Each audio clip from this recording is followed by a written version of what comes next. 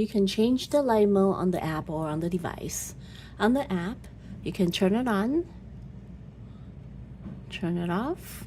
Make sure that the Bluetooth is connected when you're trying to change the light from the app.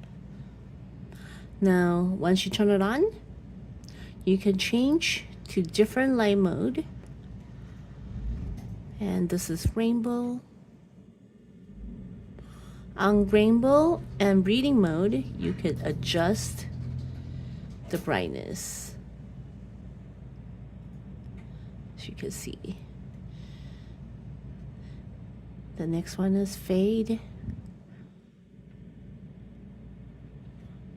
Reading light. This one you can also adjust the brightness. You can turn it off right there. To change the light on the device, you can tap on the second button to the left. Now you can cycle through 5 different light mode. Remember, you can still change the brightness when you get to the reading light. Now, to see the sunrise demonstration, you can tap on the button on the very left.